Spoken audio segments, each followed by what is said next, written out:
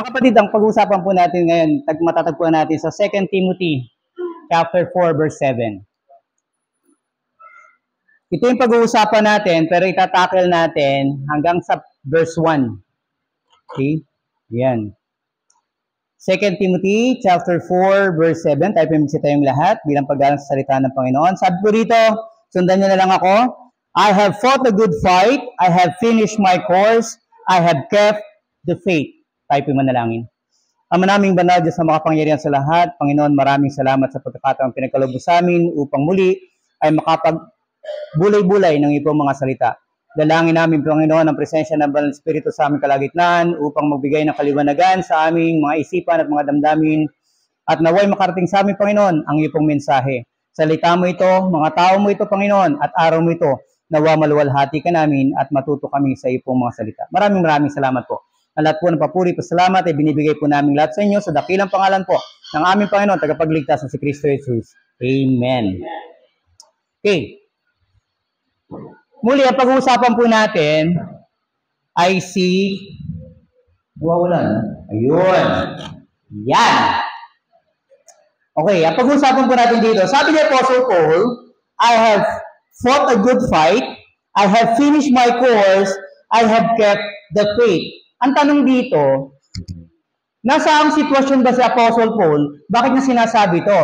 Kasi pag titignan natin ito, para itong salita ng pamamaalam. Diba? Parang sa mga anak natin, anak, ginawa ko na ang lahat para sa iyo, napag-aral na kita, napalaki na kita, matigas na ang buto mo, diba? Sana kaya mo nang gawin ang lahat dahil tapos ko na yung trabaho ko. Diba ganyan tayo sa ating mga anak? Kumaga, itong sulat na to, parang last will and testament ni Apostle Paul, para kanino? Kay Timothy. Pero bakit? Bakit kayo nagpapaalam na ganito si Timothy? Ano ibig sabihin?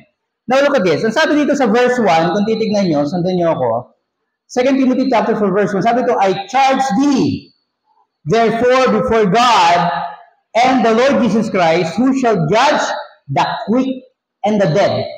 Who will judge the quick and the dead? Tanong, ang mga Kristiyano ba huhusgahan pa? Pag namatay ba tayo, huhusgahan pa ba tayo? Amen o hindi? Yan. Ano ibig sabihin ng mga Kristiyano mapupunta pa sa impyerno? Meron pong iba't ibang klase ng judgment na mangyayari, di po ba? Meron pong tinatawag na judgment seat of Christ. Yung judgment seat of Christ po, para sa hindi nakakaalam o para sa mga napahapyawan lang, isa po yan sa doktrina natin. Na pagdating ng panahon, ang mga Kristiyano, ang mga ligtas na tao, ang mga kaluluwa ay haharap kay Kristo para husgahan. Kinakabahan na ba kayo? Haharap pa pala ako sa Panginoon. Huhusgahan ako ng Panginoon. Ito ang pagkakaiba. Yung Great White Throne Judgment ay paghuhusga para sa hindi mga mananampalataya. Doon huhusgahan kung sila ay papasok, kumbaga bibigay sa kanila yung base o yung pinaka-pundasyon bakit sila mapupunta sa impyerno.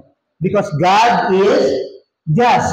At alam niyo, pagdating ng panahon, yung mga wala sa Panginoon, yung mga tao hindi nananampalataya, nung buong buhay nila, pagkamatay nila, tatanggapin nila yung kalalagayan sa impyerno. At sasabihin pa rin nila, Hallelujah to the Lord. Why?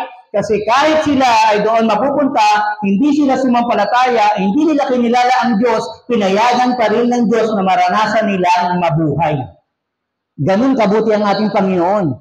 Di ba sabi ng Panginoon, pinasisikat niya ang araw sa mabuti at sa masama. Ganun ka-fair ang ating Panginoon, ganun ka-just. Pero ang mga Kristiyano, doon sa Great White Throne Judgment, hindi tayo huhusgahan kung pupunta ka pa sa impyerno. Bakit? Dahil ang lahat ng pagkakasala mo ay binayaran na ng ating Panginoong Jesucristo. So wala nang huhusgahan sa iyo. Pero bakit may judgment? Kasi ang huhusgahan sa iyo ay kung ano yung ginawa mo simula nung naging Kristiyano ka na. Kaya dito, sinasabi ni Paul kay Timothy, humanda ka, Timothy. I charge thee before God. Gawin mo to. Sabi ni Apostle Paul kay Timothy, Sa pangalan ng Panginoon Kristo, who shall judge the quick and the dead?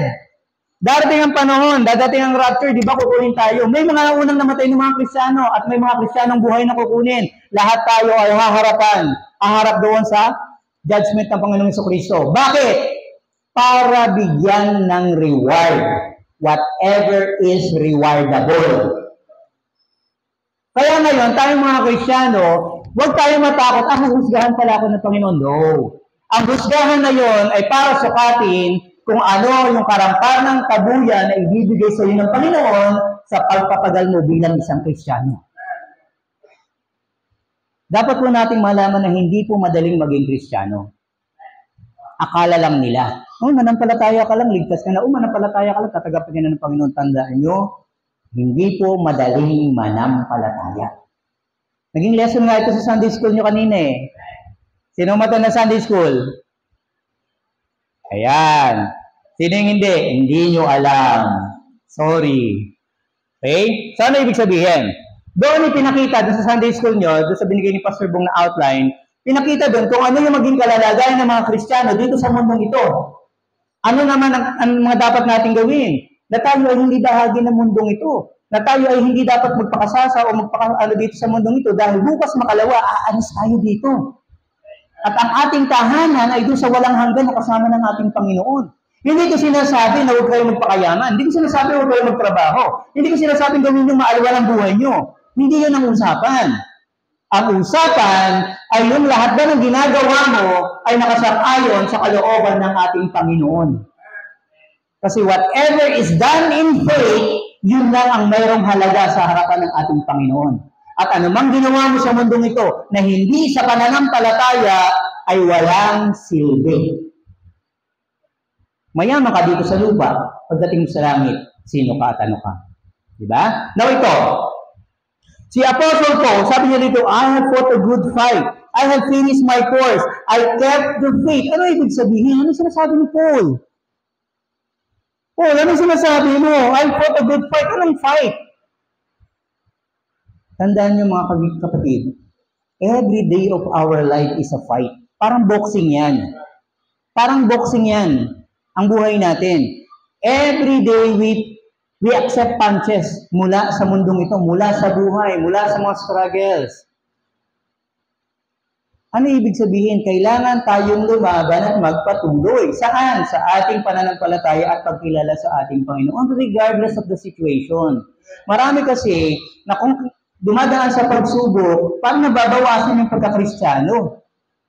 At imbes na praise and worship ang bigay sa Panginoon, puro sisi ang binibigay sa Panginoon. Tama?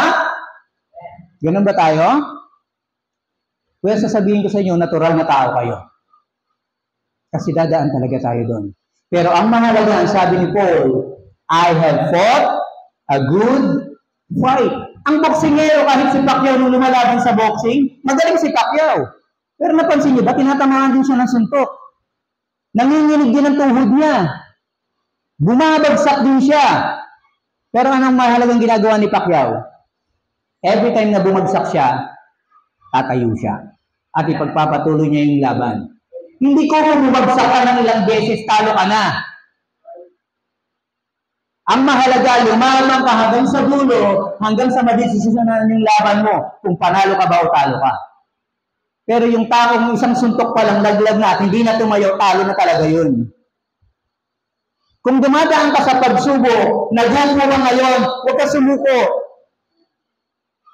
Tayo, laban ulit. At least nalaman mo na kung saan ka nagkamali. Di ba? May alam mo na iiwasan mo. Now, nung sinabi ni Paul, I have fought a good fight. Ano ba ibig sabihin nito? Tingnan natin. Angat tayo. Sa verse 2, sabi dito, preach the word, be instant in season and out of season. Ito pala yung sinasabi ni Paul na laban. Tandaan natin, sino ba si Paul? Si Paul, yung dati siyang si Saul, anong pinagagawa niya? Di ba nagpapapatay siya ng mga Kristiyano? Di ba tinutugis niya yung mga nangangaral ng salita ng Panginoon?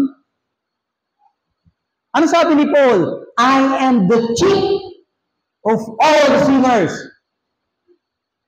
Siya daw yung pinakang pinuno at pinakamataas sa lahat ng makasalanan. And yet, napansin niyo ba, itong chief sinner na to ay ginamit ng Panginoon para sa kanyang kaluwalhatian. Ikumpara natin yung sarili natin ngayon sa kanya. Thousands of years na sinabi ni Paul to. Ilagay mo ngayon yung sarili mo sa kalalagayan ni Paul. Mas makasalanan ka ba kay Paul, palagay mo? Nakapagpapatay ka na ba ng mga Kristiyano? Nakapagpabitay ka na ba? Ngayon, ang pagpatay ngayon, madali, babariling ka, di ba? Hindi mo masyado mararamdaman. Noong panahon ni Paul, ang death penalty hindi madali. Bibitayin ka eh. Ano pa? Babaratan ka ng buhay. Ano pa? Papatayin ka sa bato. Na-imagine niyo ba yon? Ano pa? Ilulubog ka sa kumukulong mantika. Di ba ganun yung klase ng kamatayan ng panahon ni Paul? Kaya ang kamatayan ng tao noon hindi madali. Napakahirap. Dahil ginagawa lahat ng yun para mamatay ka habang buhay ka pa. Imagine yung bobalatan ka ng buhay. Gusto niyo maranasan yon? Sumama kayo dun sa tribulation saints. Diba? Huwag muna kayo manampalataya ngayon. Pagdating ng tribulation, tsaka kayo muna pag-rapture na, tsaka maniniwala na ako. Mararanasan mo yon. Bakit? Kasi sa panahon natin ngayon, na nasa panahon tayo ng biyaya, ang requirement ay John 3:16. Ang sabi ng Panginoon, at sino mang sumampalataya sa Kanya ay hindi na mapapahamak, kundi magkakaroon ng buhay na walang hanggan. Pero pagdating sa tribulation, ano sabi doon? Siya na manatili hanggang wakas ay maliligtas. So sa panahon ng tribulation, isa yung pananampalataya, siyempre mananampalataya ka, kaya ka nga hindi mo papatatak eh.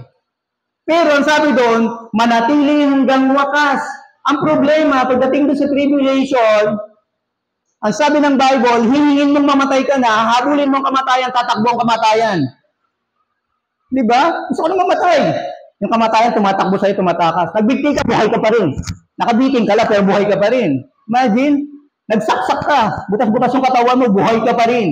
Nararamdaman mo lahat ng sakit. Gusto ko na mamatay.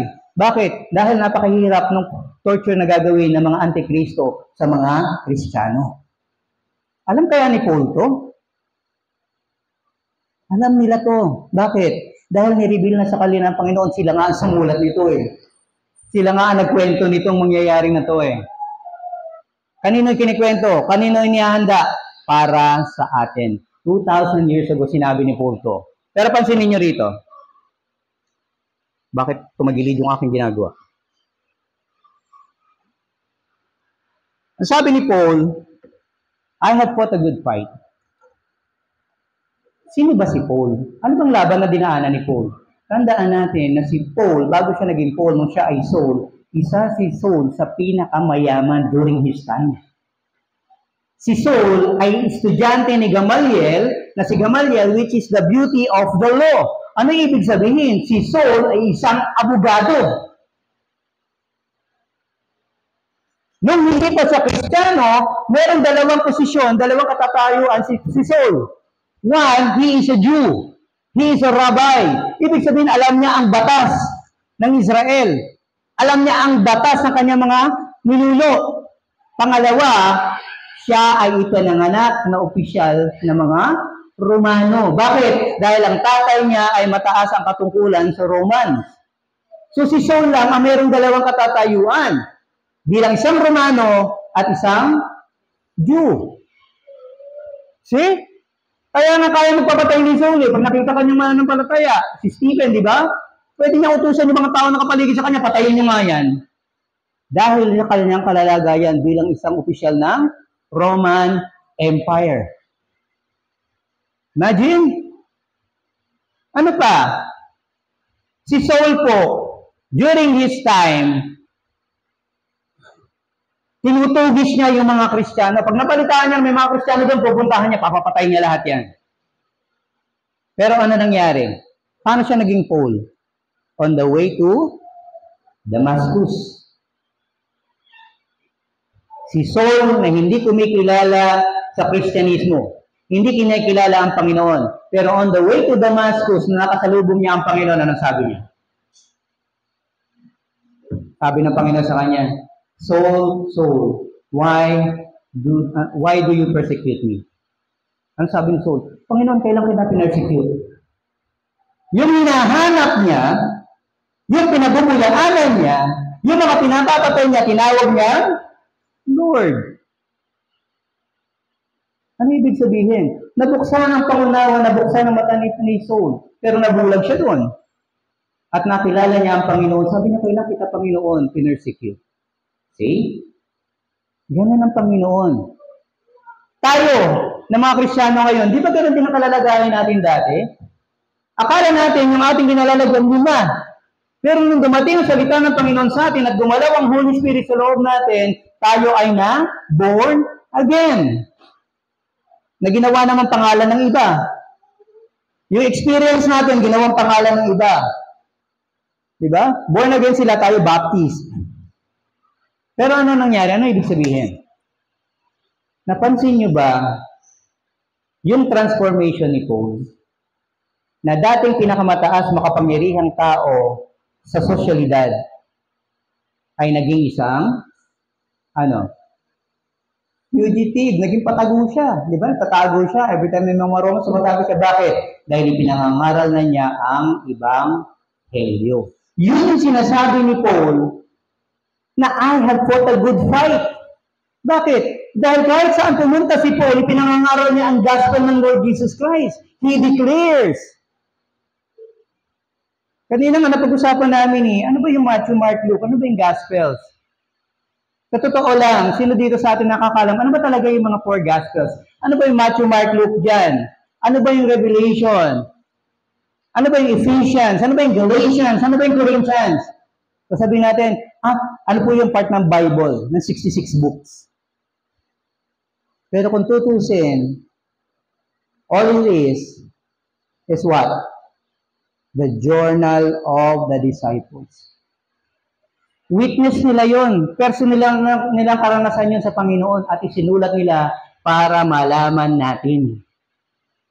Kaya nito, ano sinabi ni Paul, I have fought a good fight, I have finished my course, I have kept the faith. Ito sabi niya, I finished my course.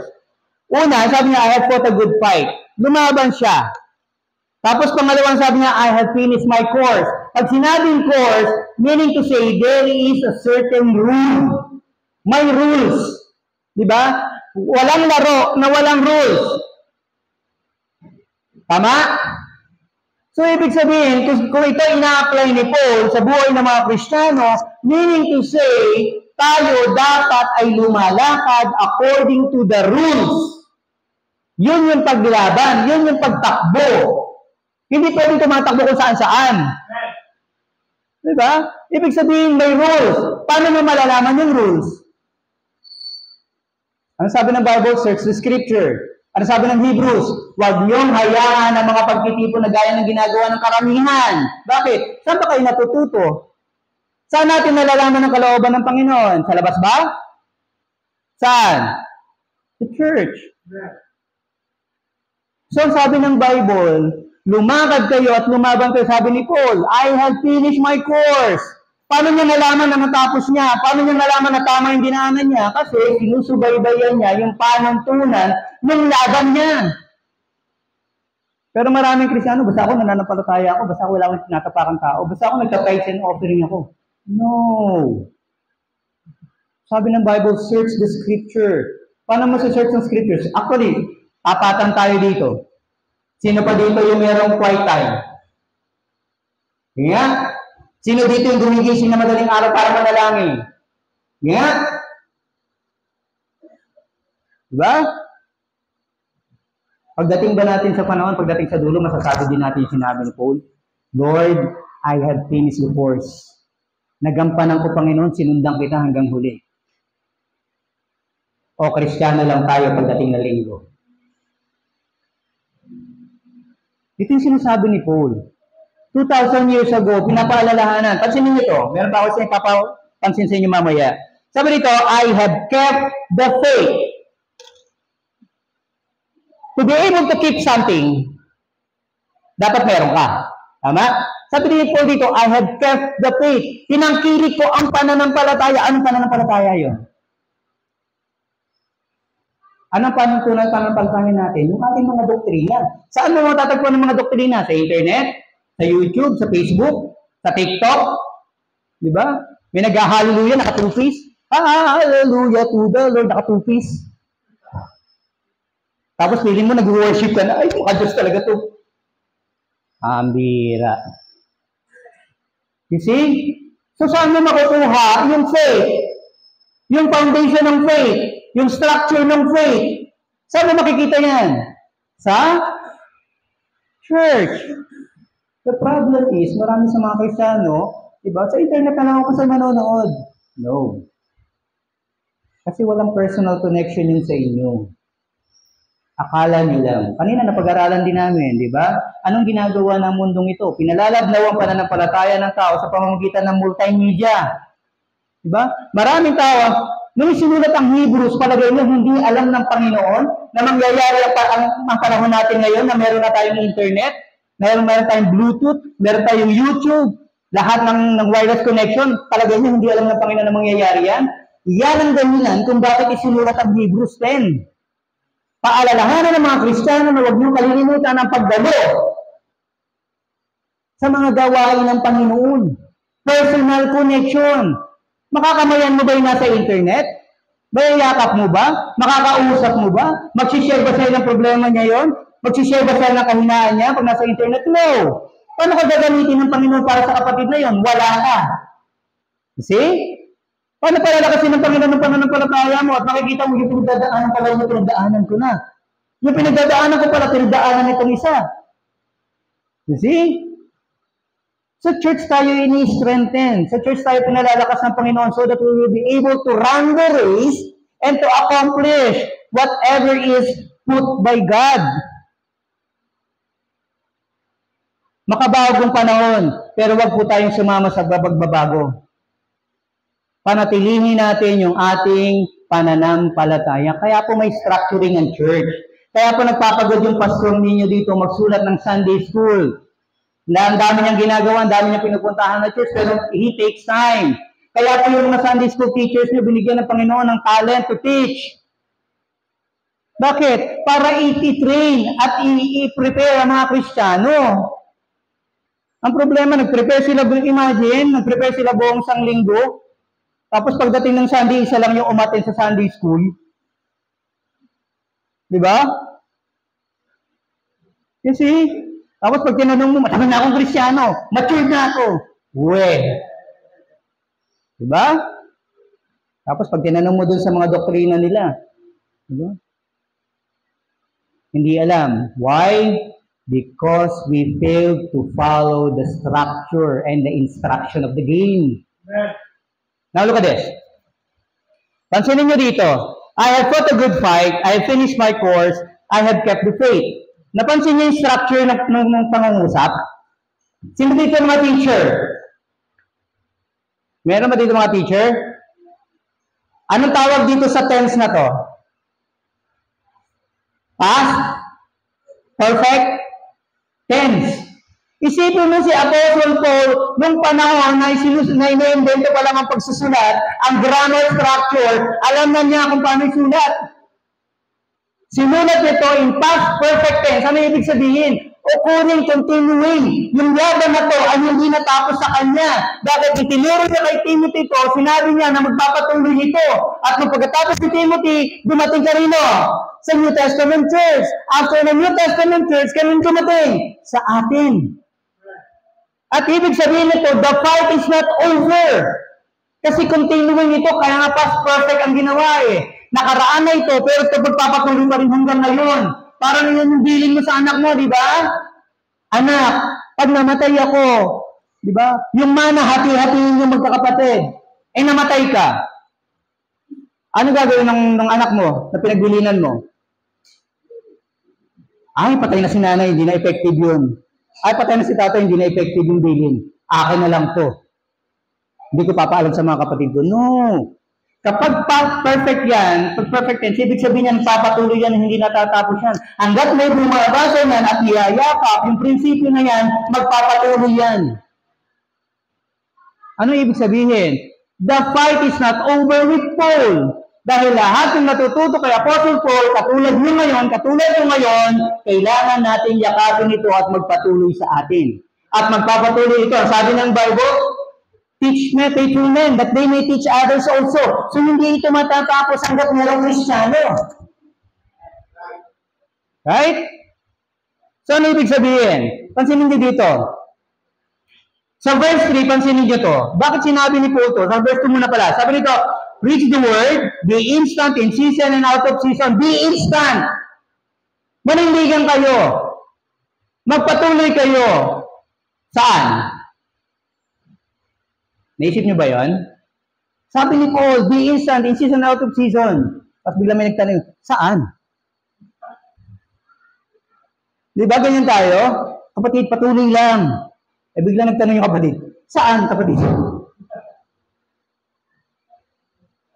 Doon sa mga natutunan natin.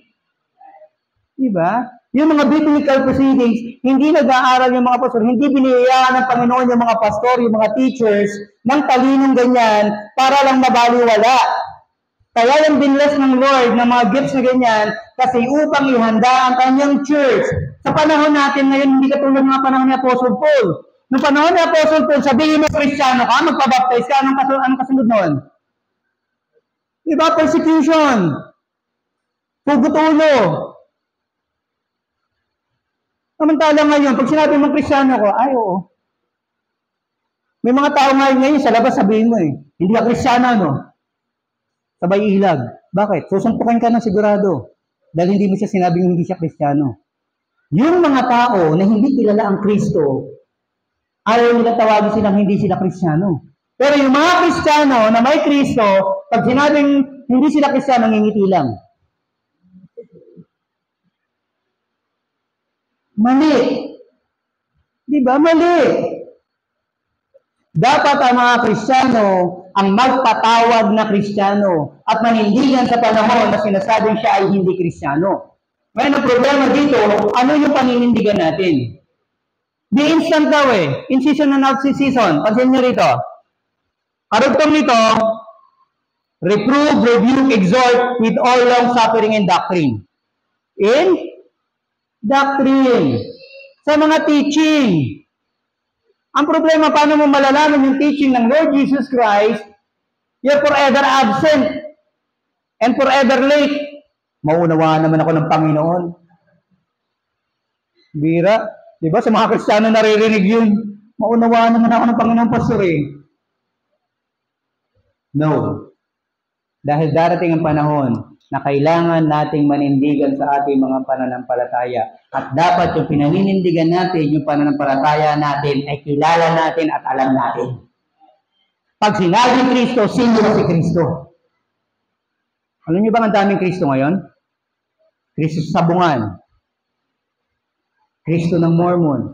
Kristo ng Saksi ni Jehovah. Kristo ng Muslim, ng Islam. Kristo ng mga Baptist. Palagay niyo ba yung mga Kristong yun magpa-iisa lang? Pare-pareho? Magkakaiba yun. Paano na iba yung Kristo mo sa Kristo nila? Dahil yung Kristo ko ay may kapangyarihan na ako iligtas. Dahil ang Kristo ko ay yung namatay sa krus ng Kalbaryo at pagkatapos ng 3 araw nabuhay na maguli at umakyat sa langit at pinaghahanda ako ngayon ng mansyon. Yung Kristo nila Yung Kristo ng iglesia tao. Hanggang dito lang. Tapos sasabihin niyo, pareho ang Kristo, pareho ang Diyos sila. No. Dapat alam mong panindigan yun. Sabi sa'yo, di ba si Kristo tao lang? Ayaw nga. Tanungin mo ako, si Kristo ba'y tao lang? Oo. Sabi sa Bible Pero isang kalalagayan lang ni Kristo yun. Kinuha ng Panginoon sa Kristo ang kalalagayan tao para iligtas ang isang katauhan. That is the gospel of what? Paul, na pinapigilan yung dinadala ni Paul at naging dahilan ng kanyang kamatayan. Now, look at this. Pagdating sa verse 3, sabi ko, for the time will come when they will not endure sound doctrine.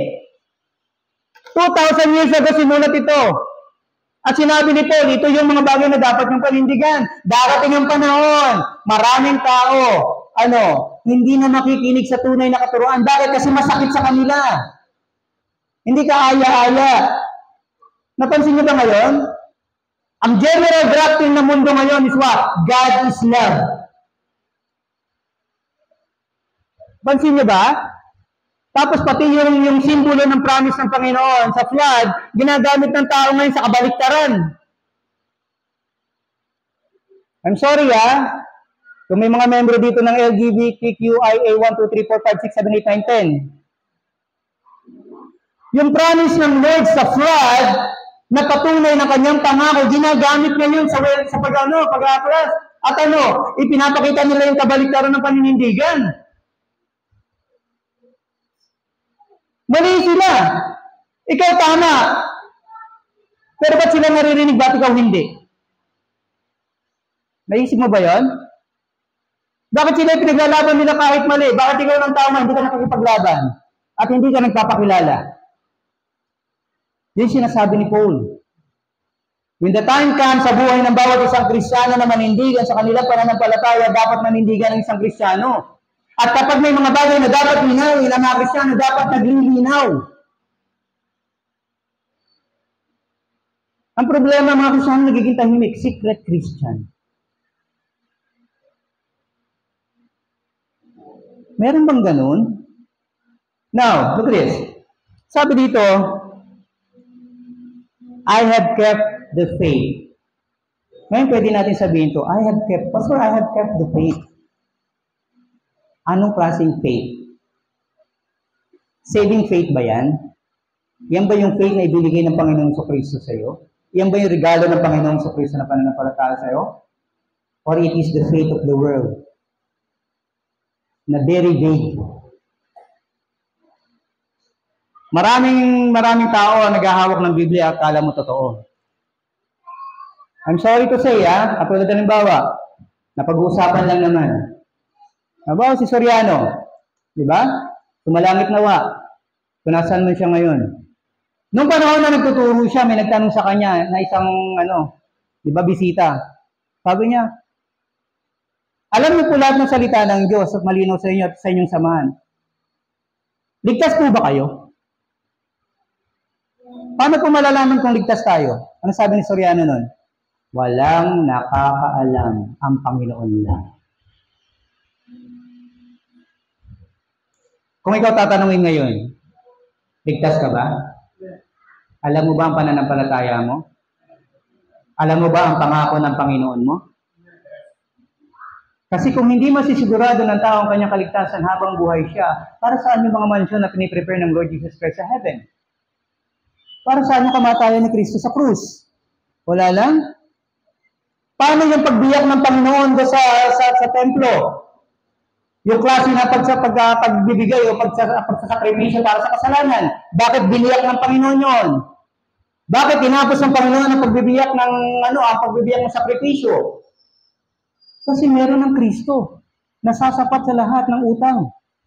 Meron ng Kristo na sasapat sa kaligtasan ng mga tao kanyang ililigtas. Meron ng Kristo na sasapat doon sa mga mananampalataya sa Kanya. See? Yun yung knowledge of the Bible. Yun yung principle of the Bible na dapat alam natin. Pero marami sa atin hindi alam. Bakit? Diba? Yung sinasabi nila, physically present, mentally absent. Nandito nga. Pero ang iniisip naman, puro si crush. Puro negosyo. Diba? Yung mga pautang niya. Mamaya pag umigo, pumunta ako sa ganito. Tapos biglang sabi ng pastor, manalangin tayo. Ay, tapos na pala. Now look at this. Ang sabi dito, sa verse 1, sabi dito, shall be judged the quick and the dead. Ano yung ibig sabihin dito? Nung sinasabi ni Paul to, kay Timothy, mamamatay na ako. Timothy, tapos na yung aking panunungkulan, tapos na yung aking trabaho, tapos na yung aking pagtakbo, tapos na yung aking pakikipaglaban. Why? During this time, according to sa mga scholars, si Apostle Paul, mga 70 to 80 years old na during this time. Diba? Sasabihin ng may mga edad na dyan, hindi ko sabihin matanda. Yung may mga kaidara na, sabi na, basta pwede na pala kami mag-retiro sa evangelism tsaka sa mission kasi 18 na kami. Tsaka 17 na kami. O, ang tanong ganito, may Timothy ka ba? May na-train ka ba na papalit sa'yo? Di ba? Sabihin mo yung sinabi ni Paul, kung may Timothy ka rin, kung may pagpapasahan ka, nung natutunan mo, imagine, simula na naging Christian ka, sabihin natin, halimbawa, naging Kristiyano ka ng age 18. Age 45 ka na ngayon. Ilang taon yon? Ang dami mong pinag-aralan. Ang dami mong natutunan. Ang dami mong na-experience sa Kristyanismo. Kanina mo ipapasa. Na-imagine, naisip niyo ba yun? Lahat ng ating natutunan, we will give account. The quick and the dead. Kanino? Sa ating Panginoon.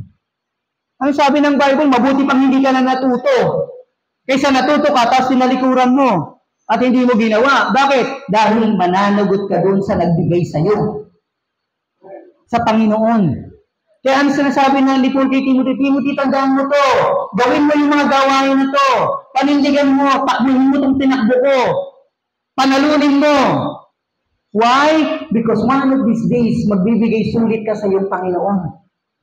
Marami kasi sa atin na-enjoy na, ay, save ako, ligtas ako sa lahat, ako pupipay, sorry. Para pinagagalitan ako ng mic. Diba?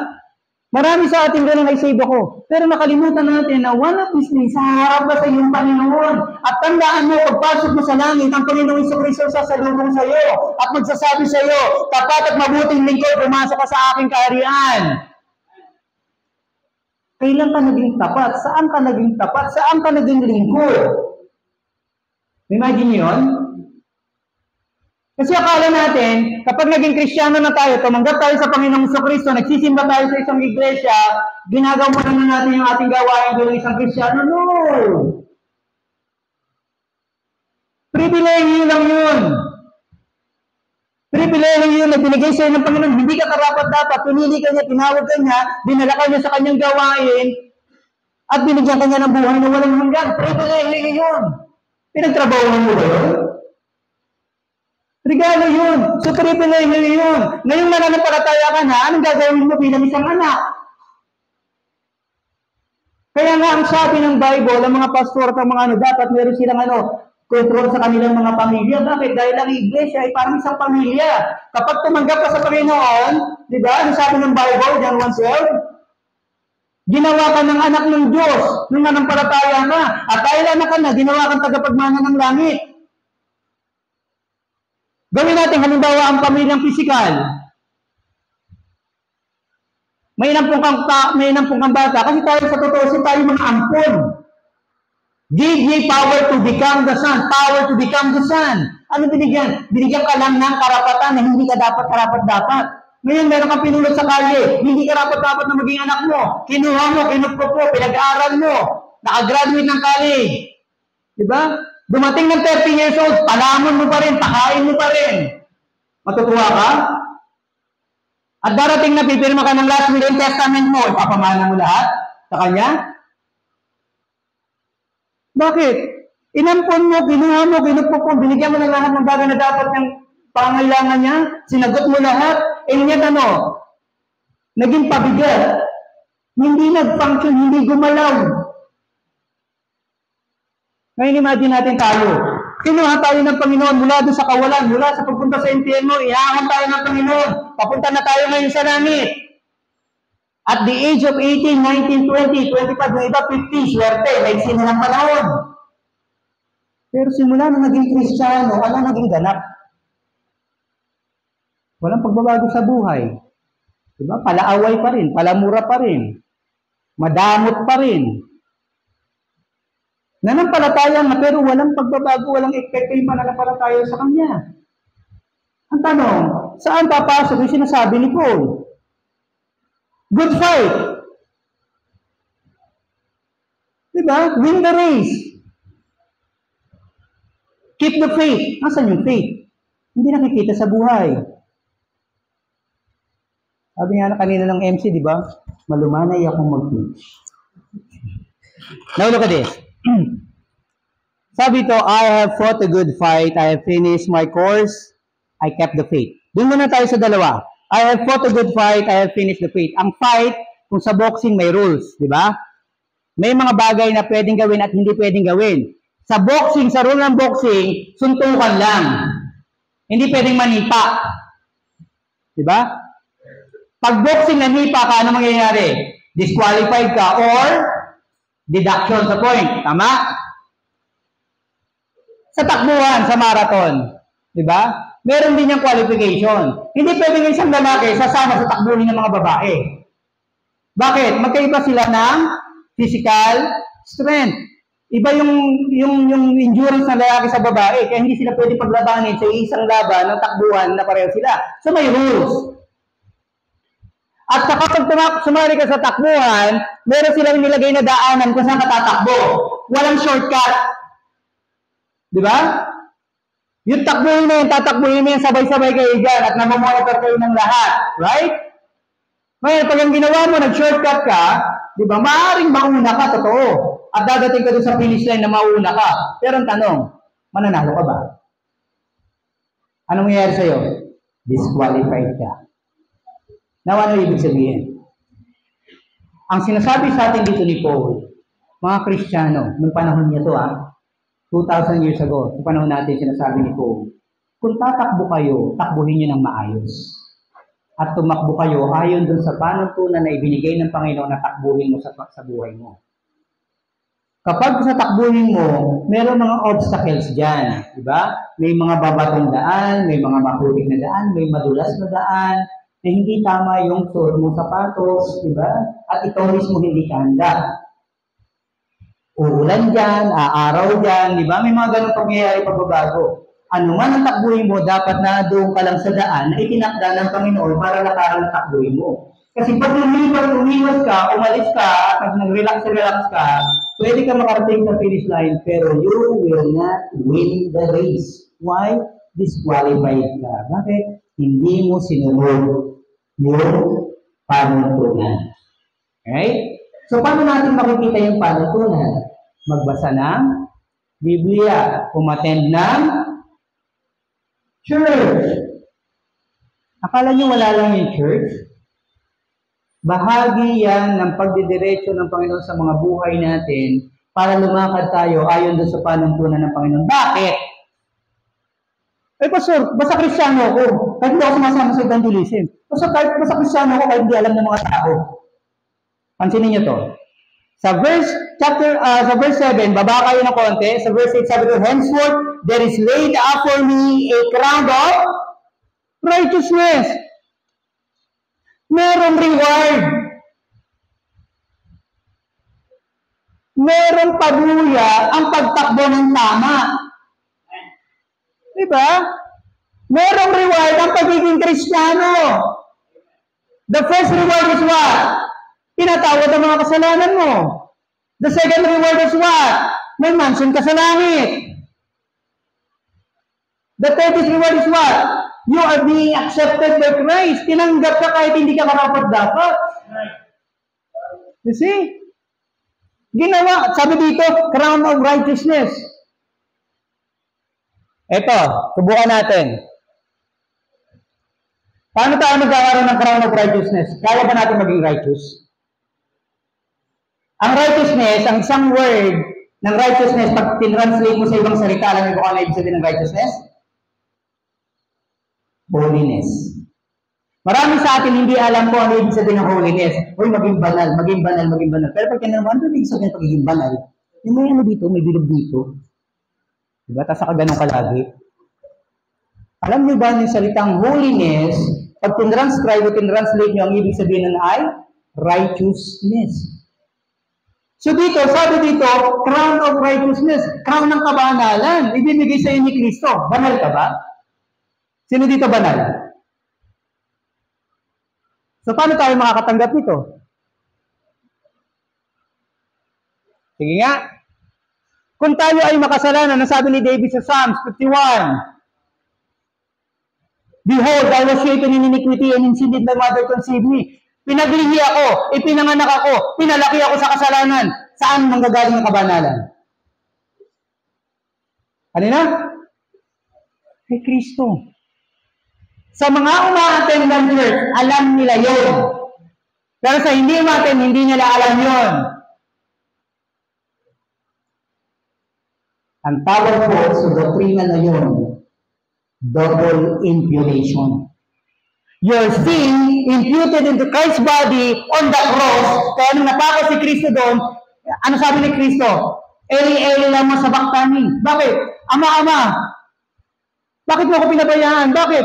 Kasi hindi siya matignan ng Ama dahil ang kasalanan ng sa katauhan inilagay sa katawan niya. Jesus Christ, itinurong ng isang makasalanan na wala namang nilawang kasalanan. Bakit? Kasi yung kasalanan natin inilagay sa katawan niya. Ngayon sabi ko, double imputation. Yun yung first imputation. Our sins was imputed in the body of Christ on the cross of Calvary. Kaya nung napako si Kristo at namatay sa krus ng Calvary, namatay at napako siya para sa kasalanan mo at kasalanan ko. Kaya wala nang sisingilin sa ating kamatayan. Bakit? Binayaran na ng Panginoon, paid in full. Ano yung isang imputation?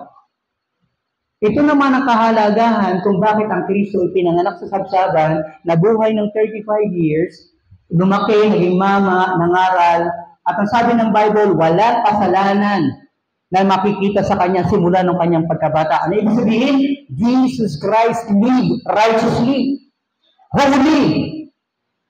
Kung ang Kristo ay dumating dito katulad ng bawa, dumating si Kristo katulad ni Melchizedek. Diba, magbibigay ka na lang ng tithes na offering sa kanya, malaki na eh. Walang nanay, walang tatay, walang kahariang alam. Diba? Kung ang Kristo hindi pinanganak at hindi nabuhay bilang tao, wala siyang kabanalan na ibibigay sa iyo. Kaya kung gano'n kahalaga yung pagkapako ng Kristo sa krus ng Kalbaryo, gano'n din kahalaga yung buhay niya. Bakit? Then the second imputation comes. His holiness is imputed unto you and unto me. Itinuturing ka na ngayon ng banal ng Ama dahil nakikita niya sa iyo ay ang buhay ng kanyang anak. Kaya nung sinabi dito ni Kristo, nung sinabi dito ni Apostle Paul, sabi dito, meron siyang hinihanda sa akin for me a crown of righteousness. Bakit? Alam ni Apostle Paul na yung kanyang paghihirap, yung kanyang paglaban, yung kanyang paglakad bilang Kristiyano ay tinuturing na katwiran ng Panginoon. Wow! Pagharap mo ngayon sa Panginoon, di ba? Although na siguro pagkatao mo, buyuko ka, Panginoon, makasalanan ako, pero ang nakikita sa iyo ng Panginoon ngayon ay ang kanyang anak. Kaya nga nung tinuruan tayo ng prayer ng Panginoon, di ba sa garden? Ano sabi ng Panginoon? When you pray, ganito ang gawin nyo. Our Father in heaven, hallowed be your name, your kingdom come. Alam niyo ba yung ginawa ni Kristo? Alam niyo yung ginawa ni Kristo? Napakahalaga yun para sa atin dahil hindi dapat ginagawa ng mga tao yun. Meron mga tao itinalaga ang Panginoon para gumawa nun, hindi yung mga high priest, yung mga Levita. Di ba? Sila yung lalapit sa Panginoon sa Holy of Holies para ilapit yung kasalanan mo. Pero dito, nung tinuro ng Panginoon ng pananalangin, ibinigay sa atin yung access dun sa Holy of Holies. Hindi mo kailangan pumunta dun sa pari para lumapit at humingi ng kapataran. Why? Because the Lord Jesus Christ placed His holiness in you at pwede ka lumapit dun sa kanon, sa Holy of Holies ng Panginoon. That is why our prayers is being heard. Diba? Ang ganda ng ginawa ng Panginoon. At alam niya, Apostle Paul yun. Ang paalala ni Apostle Paul sa atin, thousands of years ago, ang sabi doon, fight, the good fight of faith. Finish the course. Ang sabi to, keep the faith. Ito sorry dun sa mga lalamyalam niyang Kristiyano, yung mga open-to-open Christian dyan. Diba? Hindi na napag-pray, nag-open na. Hindi ako ni pastor. Ako dapat nag-pray dun. Ibang nilagay. Diba? Bakit siya yung pinagbilinan? Ako nilagay kasama ni pastor dito. Diba? Tapos nabisita ng pastor, nakita, nagtitinda ng alak. Kapatid, ano yan? Binati lang, pastor talaga. Pati maliit na bagay, negosyo ko, pinapansin ka. Diba? Open, hindi mo na akong church. Diba? Kung isa, wala kaalam-alam yung pastor, may nangyayari pala. Diba? Ito, pinakampihan ni pastor yung isa. Mga open-to-open Christian. Keep the faith. Anong ibig sabihin? Magpalakasan tayo, hindi ibig sabihin magpayabangan. Hindi ibig sabihin magpatalinuhan. Tandaan nyo, ang debate sa doktrina, although mahilig ako sa debate noon, yan, alam nila pastor yan, saka yung mga young preachers ko dito. Mahilig kami sa debate noon. Pero alam nyo, isang napansin ko. Merong isa ako nakadebating matandang pastor. Sabi ng pastor sa akin, Brad, matanda na ako sa ministry. Sabi ko, oh, pastor. Kaya kailangan natin pag-usapan to eh. Kasi ito yung paninindigan ng church. Sabi sa akin ng pastor, kapag pinag-usapan ba natin yan, nanalo ko, may masasave ba? Sabi ko, wala siguro pastor, dahil wala tayo nag-uusap dito eh. Pag nanalo ka, may masasave ba? Pareho din pastor. Kung pag-uusapan ba natin yan, pagkatapos ng pag-uusap natin, magkaibigan pa tayo? Sabi ko, hindi ko masasagot, pastor.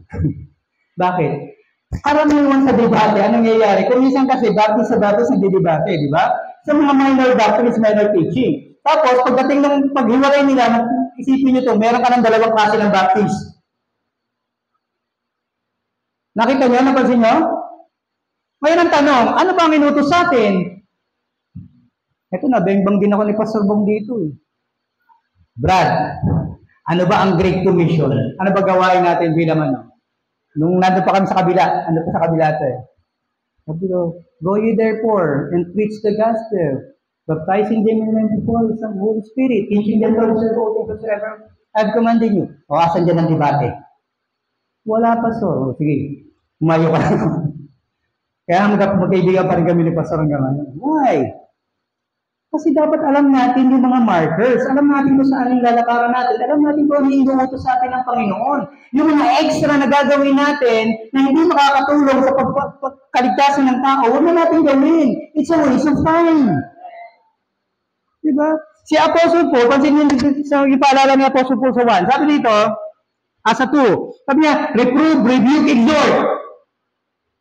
Tama? Reprove, rebuke, exhort. Para saan yan? Para sa ito, tutuloy daw ikapitin mo ng bawat Kristiyano. Bakit ka nire-rebuke? Bakit kayo ni-exhort? Kasi parang naitama yung pananampalataya mong mali, o yung pananaw mong mali, o yung damdamin mong mali. Pero kung yung pagtuturo sa iyo ay nagbibigay sa iyo ng damdamin mali, mali. Di ba? Huwag mo sundan yun. Kapag pumunta ka sa church at walang itinama sa iyo ang Panginoon, hindi nag-preach yung preacher. Nag-ingay lang siya.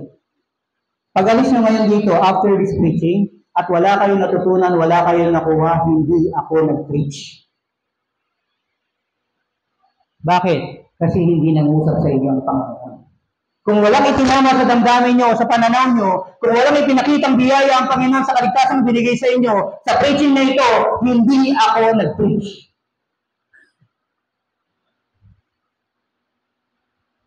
Hindi ko naman kayo pwede sisihin, hindi kayo nakinig. Kasi ang lakas na nito. Diba? Hanggang sa labas, rinig. Pag wala kayo natutunan, ibig sabihin, hindi ako nakapagturo. At tatanggapin ko sa Panginoon, yung sinasabi dito, that He will judge the quick and the dead. Haharap ako sa Panginoon. Pagdating ng panahon. At sasabihin sa akin ng Panginoon, anong ginawa mo dito? Pero ito rin, dahil kayo ay mga Kristiyano na kasama kayo dun sa quick and the dead, na i-judge ng Panginoon o ihusgahan ng Panginoon sa panahon na yun. Ang tatanungin ito, napansin niyo ba ang sabi ng Bible? Mag-ipon kayo ng mga bagay sa langit at huwag dito sa lupa na kung saan ito ay nasisira ng kalawang, ng tanga, ng naman. Tama? Bakit? Ibig sabihin sa bawat buhay ng isang Kristiyano may laban na dapat mapanalunan. May mga lakad na dapat matapos. Huwag kang sumali sa isang laban na hindi mo planong tapusin. Napansin niyo ng atleta natin yung triathlon? Si Cara David sumali dyan sa triathlon. Di ba yung tatakbo ka, magbabay ka, lalamoy ka, di ba? Tapos lalakad ka na mabilis. Mga ano yun, mga obstacles yun. At napansin niyo ba doon, mayroong mga tao na halos sumuka na. Sa pagod, lumadapa na. Pero napansin niyo, lumalaban pa rin. Bakit? Kasi kailangan nila maabot yung finish line. Kasi bakit? Iyon yung magbibigay ng sense sa ginawa nila. Diba? Para saan pa na lumaban ka, kalagitnaan na ayaw ka na. Diba, nagkwento ka, ay, sumali ako sa triathlon eh. Ay, natapos mo? Hindi, napagod ako eh. Diba? Imagine naman ito, may dumalaw sa bahay mo. Hindi ba dati nag-church ka? Ay, oo. Napagod ako eh. Yun yung mga klase ng taong hindi tinatapos ang laban. Yun yung mga taong pinapaalalahanan ni Apostle Paul dito. Imagine niyo, papaalala sa atin ay mamamatay na. Hindi dahil sa katandaan. Tandaan nyo, nung sinulat ni Apostle Paul, nung sinabi niya to at ibinigay niya to kay Timothy, nasaan si Paul? Wala nyo. Nasa tulungan. Isang taong bilanggo, ang tawag natin ngayon sa Pilipinas yung DPL, di ba? PDL. Person deprived of liberty. Isang taong nakabilanggo, pero mas malaya ay doon sa mga taong nasa labas. Kaya niyo bang gawin yon? Kaya niyo bang magpuri sa loob ng ulungan kung ikaw ay kinulong na wala ka namang kasalanan?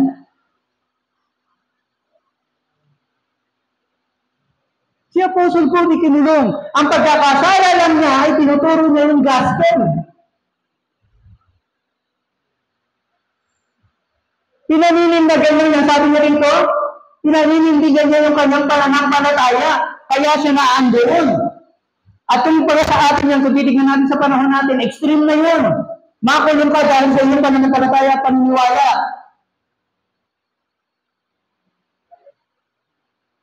Tapos sinasabihin niya yung mga nasa labas, maging malaya kayo. Siya yung nakakulong, pero siya yung malaya. Ito, imagine nyo.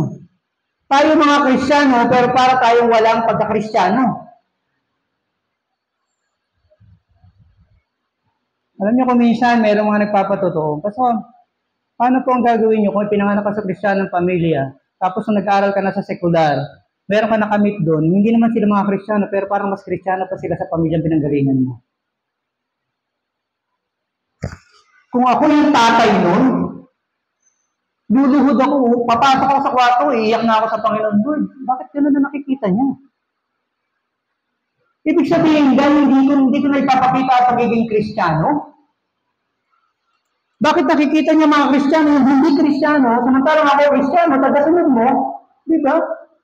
At sabi niya, hindi na nakikita ang Kristyanismo sa akin. Ano yun?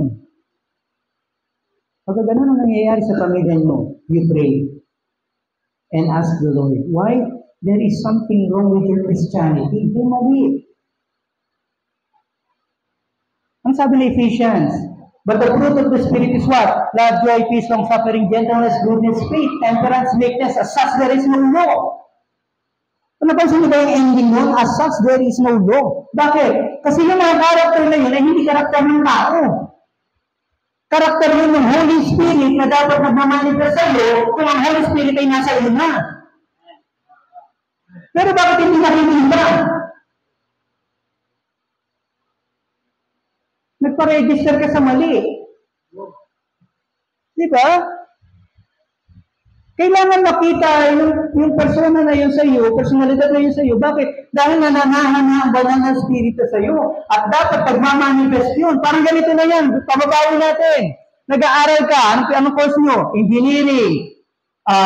Communication. Di ba? Paglabas mo dyan, pagkatapos mo, ito, makita ko ito, napansin ko ito sa mga cellular pa lang, cellular engineering. Ano yung sabihin? Math talagang alam nila, hindi pa structural. Diba? Pero pag nakita nila yung ano, binapansin na kagad nila yung mali. Pansin nyo yan? Tapos yung mga gestures nila, di ba? Math. Ako yan. Diba? Kung minsan may mga bata tayo tinuturuan na gano'n, hindi magaling sa math. Engineering ako yan. Anong mali dito? Alam na kagad nila yan. Ay, sa calculus po, ganito yan eh. Bakit? Nagmamanifest yung natutunan nila kasi nasa kanila na. The question is, ilang taon ka ng Kristiyano, pero natutunan mo, hindi nagmamanifest sa iyo. O diba? Pasok, abisado ko ng 66 books. Hindi kaya.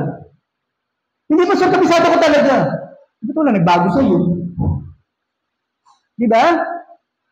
Let your testimony testify of what is inside you. Dito, yung sinasabi ng Apostle Paul, simple-simple. Sabi niya, I fought a good fight. Ngayon ang tanong, what kind of fight are you in? Saan ka ba nakaregister na laban? Ginawa kang ama. Isipin mo, kailan ka naging ama? Ang pagkakaroon ng anak ay hindi para tandaan na pagiging ama. Nagkaroon ka lang ng anak. Yung responsibilidad, ginagawa mo? That is your fight. Being a Christian, di ba? Bakit? Kasi sa Bible, tinuturuan tayo kung paano panatilihin ang ating pamilya. Ngayon, kung sinasabi mo Kristiyano ka, then fight that fight. Kung anak ka, kailan ka naging anak? Bakit nanay mo pa rin naghuhugas ng pinggan? Nanay mo pa rin naglalaban ng mga damit mo? Eh, laki-laki mo na. Kung anak ka, maging anak ka, that is your fight. Di ba? Anong tawag natin doon? May turo ko na sa inyo dati ito. Personal, practical holiness. Kung ang holiness gagawin yung righteousness, ibig sabihin, doing the things that we are assigned to do is righteousness. You see? Si Apostle Paul, nakakulong, ipinangangaral itong mga bagay na to. 2,000 years ago, naputulan na siya ng ulo, ngayon pinag-aaralan natin. At pag-aaralan pa rin ito ng mga susunod na Kristiyano sa atin. Question. Masasabi ba natin ito, yung sinabi ni Apostle Paul, pag dumating yung panahon na nandun na tayo sa higaan ng kamatayan, kapag tinatakasan ka na ng kalakasan mo, pag tinatakasan ka na ng ulirat mo, pag tinatakasan ka na ng wit mo, pag tinatakasan ka na ng kayamanan mo, pag tinatakasan ka na ng mga mahal mo sa buhay, nag-iisa ka nilang, masasabi mo ba, I have fought a good fight, I have finished the course, I have kept the faith.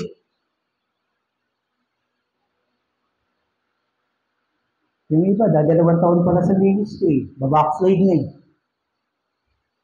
Tapos pag nakausap mo, para mas magaling pa doon sa nananatili sa gawain.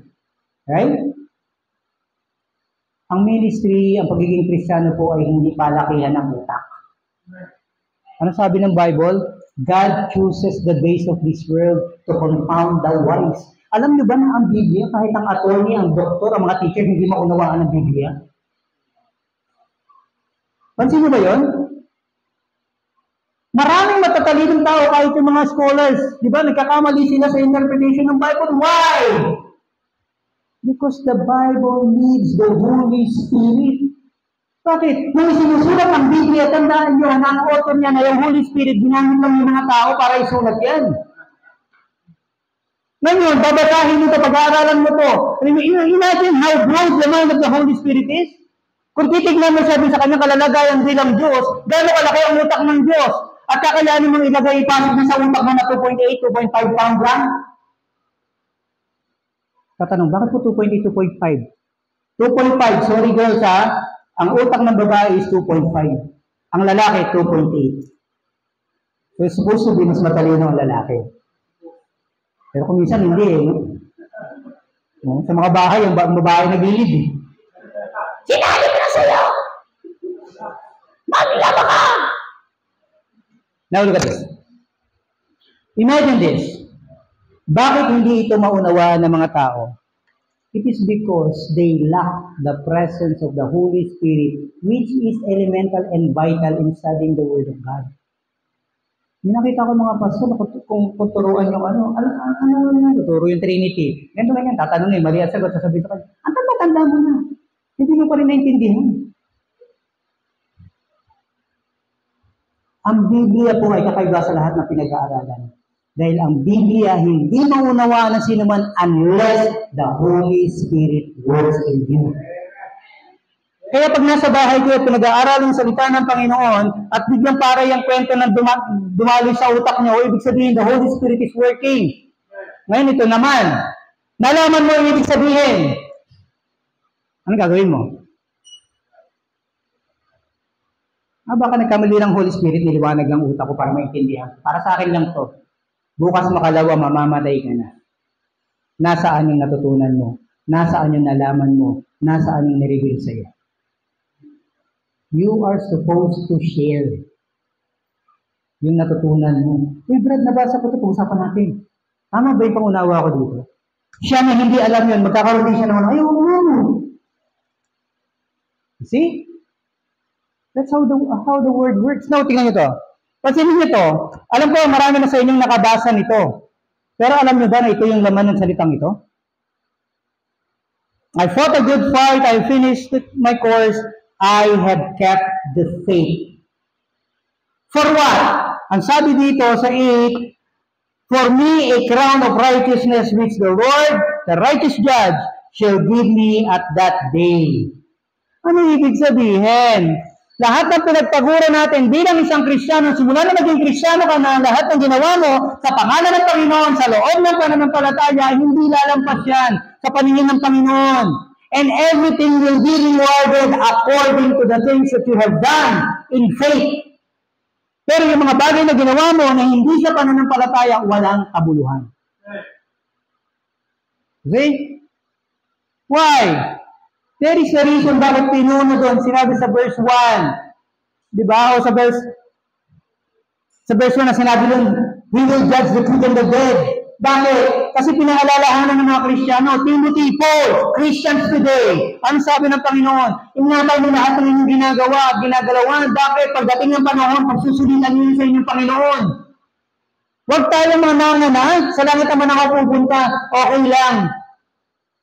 Yung mga ginagawa yung okay lang ngayon. Pagdating ng panahon, pagsusulitan mo yan sa harap ng iyong Panginoon. Nung ginawa mo ito, alam mo ba? Ang sabi ng Bible, mabuti pang hindi mo natutunan. Kaysa nung natutunan mo, binaliwala mo sa salita ng Panginoon. You see? Look at this. Sabi ito, sa verse 9, sabi ito, do thy diligence to come shortly unto me.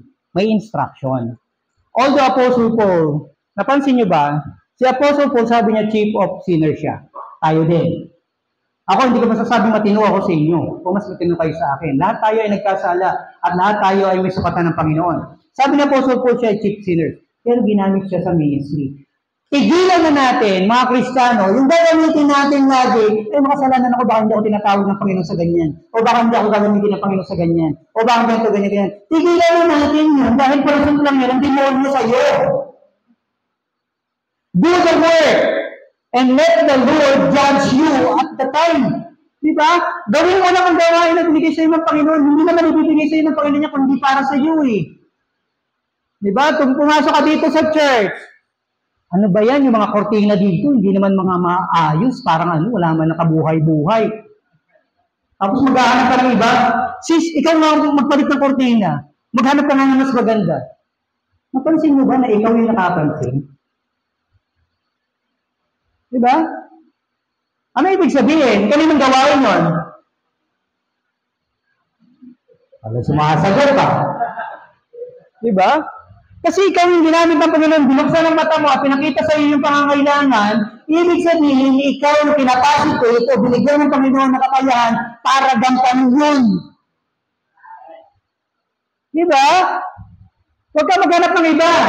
Patulong ka lang. Diba? Bakit? Kasi hindi mo kayang gawin, gagamit ang Panginoon ng iba para makuluan yun. Ngayon, pagdating na ba, ang sabi ng Bible, di ba yung tubig niya na taglilingkod doon sa isang manggagawa ng Panginoon, ang sabi ng Bible, tatanggap ka ng kabuyan na karapat-dapat sa manggagawa na yun. Kung binigyan mo ng isang preacher, you will receive the reward of a preacher pagdating ng panahon. Tinulungan mo yung pastor, tatanggap ka ng reward ng isang pastor, tinulungan mo lang yun, hindi ka pa naging pastor. Ganun ka pinipuling, ganun ka ang Panginoon natin. Walang bagay na ginawa sa loob ng pananampalataya ang lalampas sa kanyang paningin. Di ba?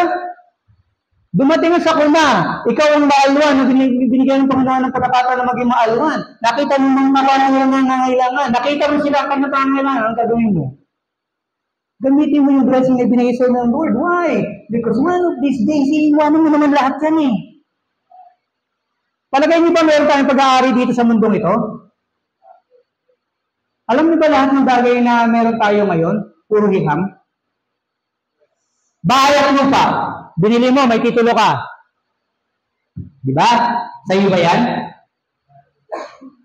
Sa gobyerno pa rin yan. Bakit? Pwede nilang tanggalin sa iyo. Di ba? Pwede nilang lagyan ng kalsada yung bahay mo. At napansin niyo ba, lahat ng pinaghirapan mong ipundar ngayon, hindi papakinabangan ng anak mo pagdating ng panahon. Yung bahay na pinagsumikapan mong itayo, hindi nila titirhan. Napansin niyo ba yan? Bakit?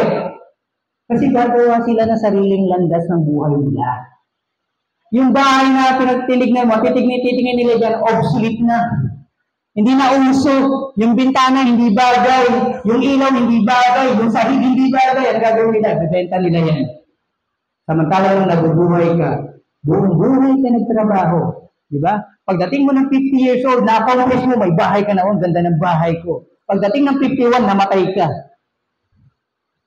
Yung bahay na pinundar mo, hindi mo tinirhan. Eh di siyempre, hindi ka nakagawa ng last will and testament, hindi mo nailagay na yung bahay, hindi pwedeng ibenta. Pag ibenta, mapupunta sa gobyerno. Hindi ka gumawa ng last will and testament. So, ipagpapalagay ng batas ang pagmamana ng mga anak, asawa't anak. Mag-uusap-usap yung anak, ibenta na lang natin ito. Yung iba, mag-iinarte pa yan, kasi nakaalala ko si mami dito. Nalulungkot ako. Diba? Napansin niyo yun? Everything that we have in this world, hiram lang. May sasakyan pa. Ito yung pinapaliwanag ko. May sasakyan pa. Diba? Binili mo. Everest. Bagong bili. Drive ka. Diba? Pagdating sa EDSA, pumasok ka sa bus lane. Ang sabi ng NBA, impound. Pwede mo ba sabihin sa binili ko yan, akin yan eh. Napansin mo ba? Binili mo yun pero hiram lang. Bakit? Kasi kaya nilang kunin sa iyo sa oras na gusto nila kahit ayaw mo. Pansin mo? Wala kang pag-aari sa mundo nito, kaibigan. Pero binibigyan ka lang ng pagkakataon ng Panginoon na ma-enjoy ang lahat ng bagay na yan. Kaya binibigyan ka niya ng capacity na ma-formulate yan. Pero ito yan. Kung yan ay kasama sa laban mo, kung yan ay kasama doon sa takbo mo, dapat yan ay sumasang-ayon sa kalooban ng Panginoon sa buhay mo. Yung riches mo, yung mga properties mo, lahat, talino mo, galing mo, awards mo, lahat ba yan ay tumutulong sa kaburihan ng iyong Panginoon? Kasi kung hindi, nasa maling labang ka. Yun yung sinasabi ni Paul. Walang bagay sa buhay natin ang hihigit pa na mapagtagumpayan natin yung laban na ibinigay sa atin ng Panginoon at pananatili natin doon sa pananampalataya. Kung yung kasaganaan mo, nilalayo ka dun sa pananampalataya, you have not kept the faith. Bigyan ko kayo ng halimbawa. Napansin niyo ba ang mundo ngayon, lahat ng galaw ng mundo, kahit ang business sector, is against faith? Napansin niyo ba? Hindi. Noong unang panahon, nung simple pa ang buhay natin mga Pilipino, ang Sabado at Linggo talagang day off yan. Pansin niyo? Pero sa modern day ngayon, dahil malapit na ang pagbabalik ng Panginoon at ang demonyo ay nagmamadali na, nagtumahog na sa mga bagay, binabago niya ang sistema ng mundo against our world. Yung text na namin kanina, binuksan ni brother na kanina eh. Ano sabi yun? Ang mundo, pamumuhian ka. Pero tandaan mo to, kung isang Kristiyano ka at minamahal ka ng mundo, iyayamak ka ng mundo, there's something wrong with you.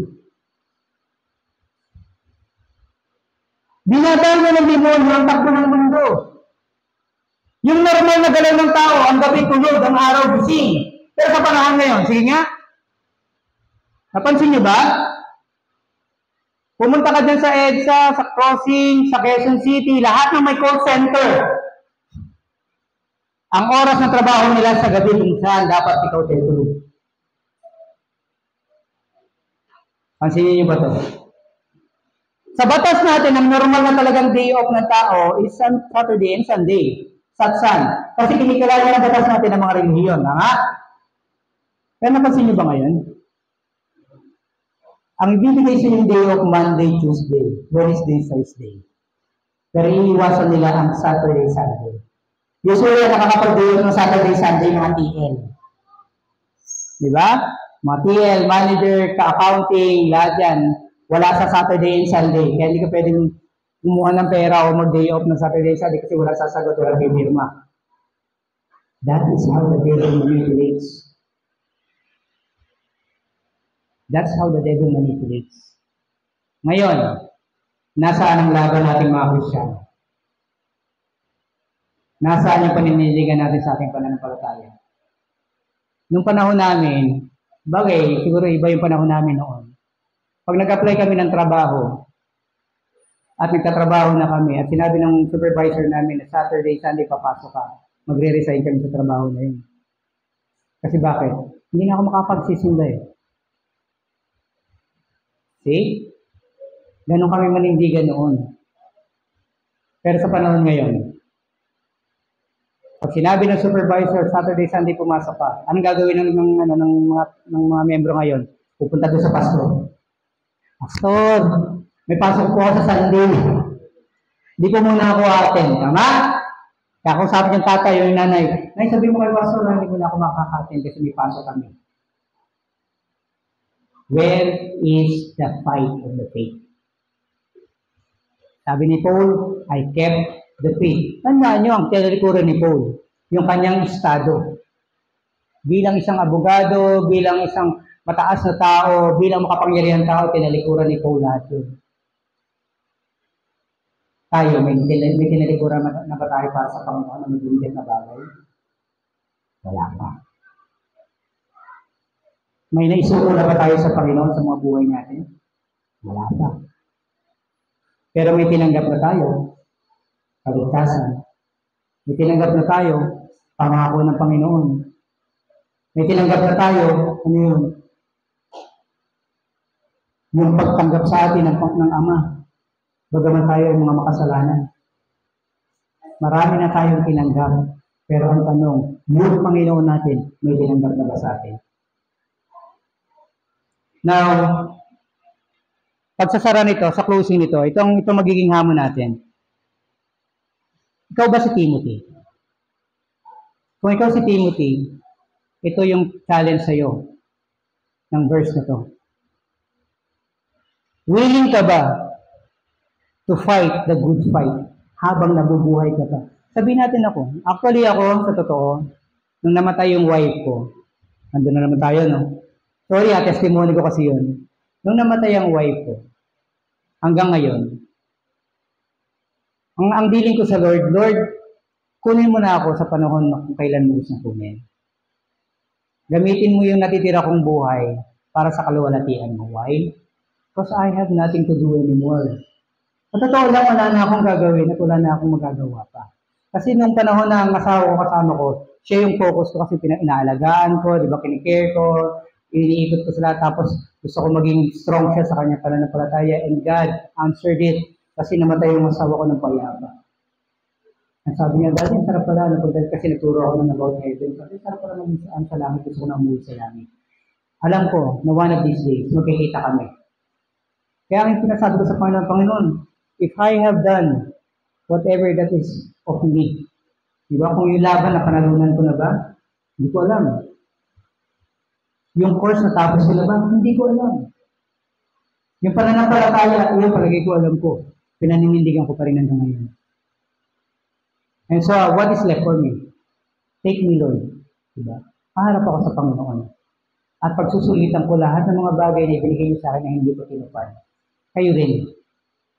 Kung kayo itong tumatayo sa kalalagayan ni Timothy at pinaalalahanan ni Paul, ano ang takbuhin mo sa buhay Christianismo?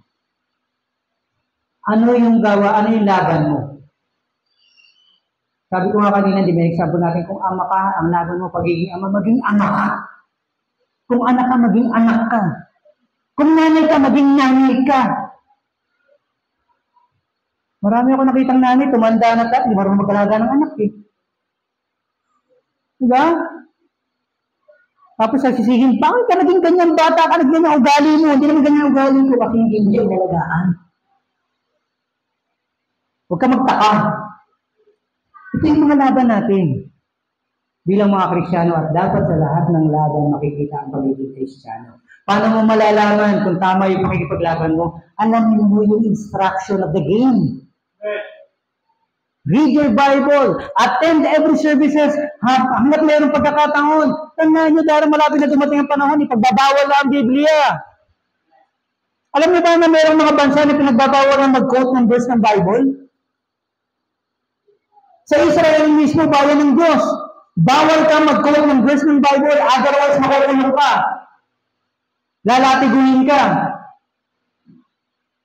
You see? At may mga lugar na sa United States, pinagbabawal. Sabi kang buti nga si Trump, kahit na medyo barubal tignan, o kaya parang tambay ang demeanor. Pero nakita mo nanindigan. Tapos ikaw Kristiyano, tagal mo na Kristiyano, wala ka pa pinanindigan. See? So ano po yung verse natin? Again, ito po. 2 Timothy 4:7, I have fought a good fight, I have finished my course, I have kept the faith. Sana po pagdating ng panahon, masabi natin ito sa ating Panginoon. O dun sa mga taong susunod na tuturuan natin. Tandaan nyo, pwede nyo lang sabihin, ang mga katagang ito, kung merong kayong Timothy. Merong natuto sa inyo, may nakinabang sa pagiging Kristiyano mo, hindi lang ikaw. Ba? Tayo po magsita yung lahat. Tayo po manalangin. Ang maraming banal, Diyos na makapangyarihan sa lahat, narito po ang inyong iglesia. Maraming salamat po sa iyong salita na ibinigay sa amin upang aming pagbulayan. Kung ito man, Panginoon, ay paalala sa bawat isa sa amin, kung meron man kami hindi pa na isusuro na dapat namin isuro sa iyo, Panginoon, sa umagang ito, ipagpatawad mo po ito sa amin. Dalangin namin, Panginoon, na buuin mo ang aming mga pananampalataya at ang aming pagkakakilala sa iyo. Na makilala ka pa namin ng higit sa aming pagkakakilala sa panahon ito. At dalangin ko, Panginoon, ang bawat isang narito ngayon, O Diyos, ay makita sa kanila kung anong laban ang kanilang pinapasok, kung anong laban ang kanilang pinagtatagumpayan at kung anong takbuhin ang mga binigay mo sa kanila. O Diyos, itama mo ang aming mga maling pananaw. Itama mo, Panginoon, ang aming maling kaisipan. Itama mo, Panginoon, ang aming mga pananampalataya at pagkilala sa iyo. O Diyos, hindi kami karapat-dapat, ngunit maraming salamat sa iyong pag-ibig na ginawa mo kami karapat-dapat. Sa umagang ito, Panginoon, iniluluhod namin sa iyo ang aming mga sarili. Tanggapin mo nawa kami sa aming kakulangan. Patuloy mo kaming linisin ng iyong dugo upang patuloy kami maging karapat-dapat sa iyong harapan. Nawa, O Diyos, sa araw na to, naluwalhati ka namin. Maraming salamat po. Ang lahat po ng papuri, pasasalamat ay binibigay po namin lahat sa inyo sa dakilang pangalan po ng aming Panginoon tagapagligtas sa si Kristo Jesus. Amen.